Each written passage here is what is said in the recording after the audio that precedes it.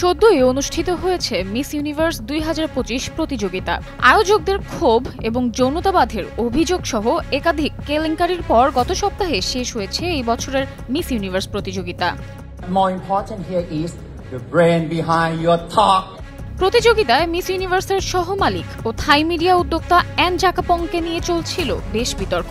Miss Mexico বিজয় ঘোষণার পর নতুন করে আবারও ঝড় বয়ে যায় জাকাপংকে ঘিরে।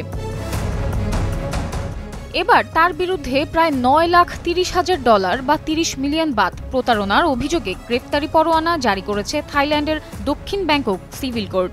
তার মালিকানাধীন জেকেএন গ্লোবাল গ্রুপ মিস ইউনিভার্স প্রতিযোগিতাটির সহমালিক। জেকেএনে বিনিয়োগ করতে রাজি করার সময় জাকাপংকে ঘিরে জালিয়াতি এবং তথ্য গোপন করার অভিযোগ এনে তার বিরুদ্ধে মামলা দায়ের করেন একজন প্লাস্টিক সার্জন। সেই মামলার প্রেক্ষিতে মঙ্গলবার দক্ষিণ ব্যাংককের সিভিল কোর্ট জাকাপংয়ের বিরুদ্ধে একটি পরোয়ানা জারি করেছে।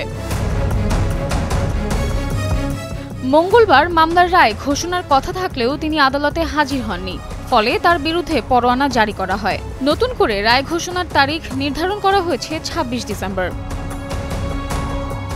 উল্লেখ্য, ২০২২ সালে জাকাপংয়ের JKN global group $20 million Miss Universe প্রতিযোগিতার শেয়ার কিনে নেয় এবং পরে অর্ধেক শেয়ার $16 মিলিয়ন মেক্সিকোর লেগাসি হোল্ডিং গ্রুপ ইউএস এর কাছে বিক্রি করে।